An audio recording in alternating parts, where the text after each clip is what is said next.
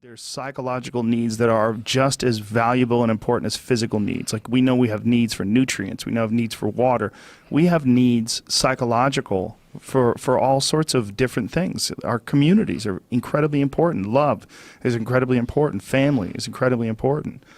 You know, I know some people that are older men that have been bachelors their whole lives and they're childless, and now they're, you know, they don't have a deep connection with anybody, and they get to this very weird, strange place where they're like, is this it? Now I'm 70 years old and I've never really had children, and I don't know what to do, and this is my life now. And it's they've all their friends have had families now, and their families, a lot of times the kids are grown up, and it becomes very, very strange. You know, I thought about that a lot. I interviewed this guy, Professor John Cassiopo at the University of Chicago, who's the leading expert in the world on loneliness. And he said this thing to me that it's a bit like what the woman in Geneva said. What a lonely way to live your life. He's actually quite a cheerful person, actually. But he had this really interesting, this really simple point. But he just said, if you think about the circumstances where we evolved, right? If you got separated from the tribe, if you were alone, right, you were depressed and anxious for a really fucking good reason. You were about to be eaten, right? Yes. You were in terrible danger. If you got injured, no one would help you. You would die, right? So he showed that. So when, as you know, when we're stressed, we release a hormone called cortisol. He showed this really interesting experiment that I wrote about in the book. Being acutely lonely is as stressful as being punched in the face by a stranger when it comes to cortisol release, right? That's how deeply we are resistant to loneliness, right? It's a signal telling you to get back to the tribe. That's why we evolved. It's a really important signal. If humans hadn't had that signal, we wouldn't be here, right? And I think you're right. So when you look at these men, if you have an isolated... There was this woman... So I covered this incredible protest movement that happened in Berlin on a big anonymous housing project where no one knew each other, and they came together to protest. It was a woman who was about to kill herself because she was about to be evicted. And the whole housing project came together to say she should be allowed to stay in her home and they should have a rent freeze. And it's an amazing story. I tell it in the book. But there's something one of the women said to me that I never forgot. She's called Neriman.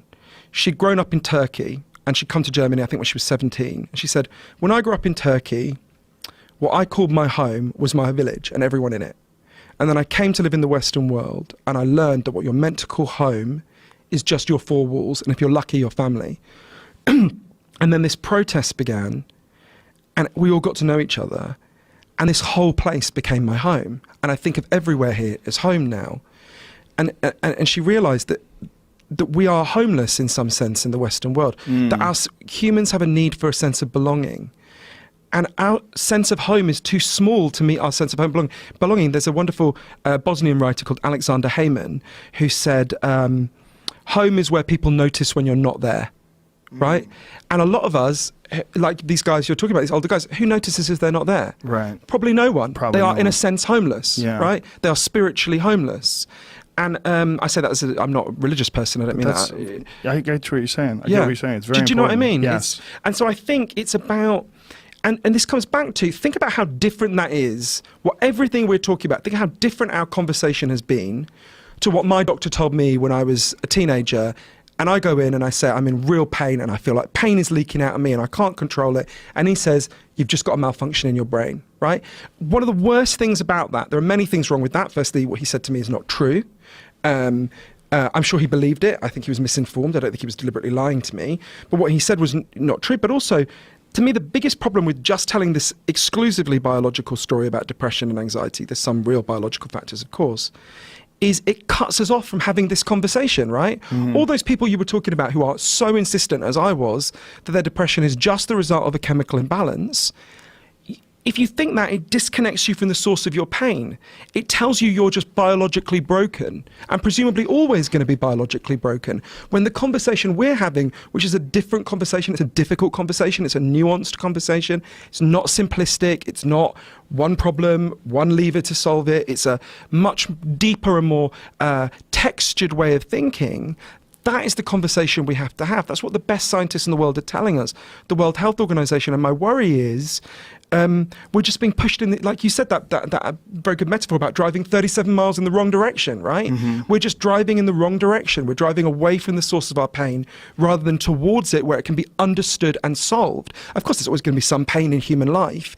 But the fact that we have this 1 in 5 people taking a psychiatric drug, I think the figure is 1 in 10 13-year-old boys is taking a stimulant drug to make them focus.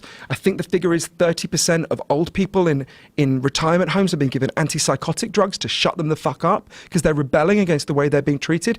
In between, 1 in 4 middle-aged women in the United States is taking a chemical antidepressant at any given time. Yeah, 1 in 4. 1 in 4. You're talking about a society that, I mean, the figures about how many children, it's much lower, but it's so much more extreme. The number of toddlers who've been given antipsychotics in the United States is just off the scale, right? I think Dr. Sami Tamimi has written about this. There's some extraordinary figure, I might be getting the figure slightly wrong, but it's something like a majority of children in foster care in the United States are being given stimulant drugs, basically to shut them up. Yeah, that's a disturbing one. The Ritalin and very decrease in focus and attention. So, for example, if you are deadened at work and you feel controlled all the time, you have to deaden yourself to get through it, it's harder. Attention's a muscle, right?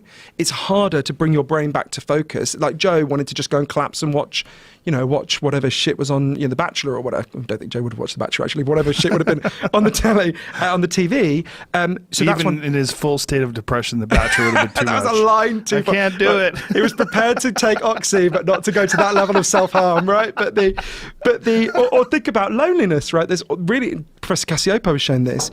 If you are lonely, that triggers what's called hypervigilance, right? Again, for a very good reason. If you're on your own in the savannas of Africa, right, you want to be hypervigilant. Of course. So you find it, one of the things that was most challenging to me is this evidence that the people with the lowest levels of attention problems and depression and anxiety in the United States are the Amish, right?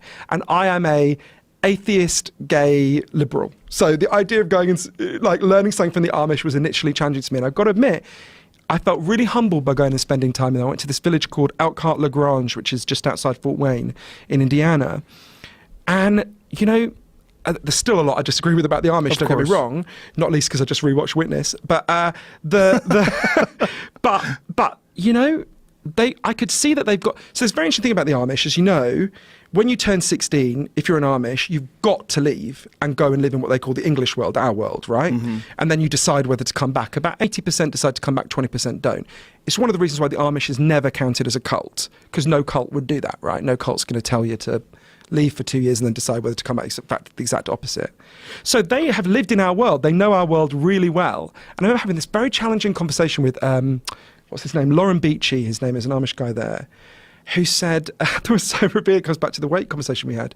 He said, look, there's loads of things I miss. He talked about missing that 70s show.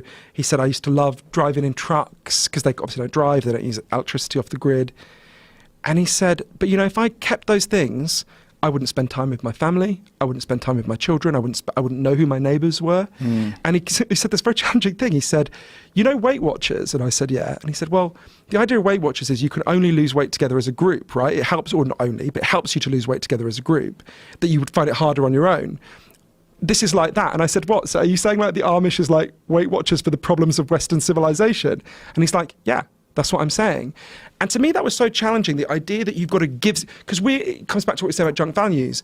In our culture, we're told the solution is always to get more.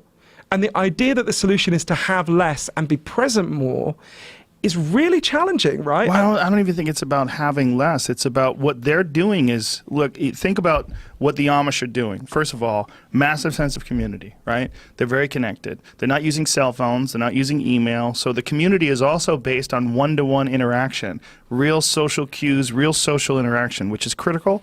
It's a big part of being a human being, and it's one of the more absent things in modern society. 2, physical labor. They're involved in a lot of physical labor because they don't use electricity. They don't use power tools. There's so many things that they don't do. So because of their culture, they're making their own homes, all right? So they have a vested interest in helping each other, working together as a community, and they have a deep sense of satisfaction of constructing each other's homes. You construct my home with me. I help you build your home. They take care of their animals. They take care of their crops. There's a real connection with where they get their food from, a real connection with where they live, their community, the sense of just the sense of belonging to something that's bigger than you. There's so many factors involved in their happiness that you can kind of see where, yeah, there's a lot of wacky shit with the cult aspects of being an Amish person, but what you get out of it, it's almost like if you had a self-help group that subscribed to all the positive benefits of being Amish and they just called it like regrounding or something like that. You just go out there and you become a part of nature. And I mean, that seems like a co-op. That seems like some sort of a farm-based co-op, right? Yeah. Build each other's houses, stay together. You don't have to wear sexy clothes. Let's just all wear the same shit. So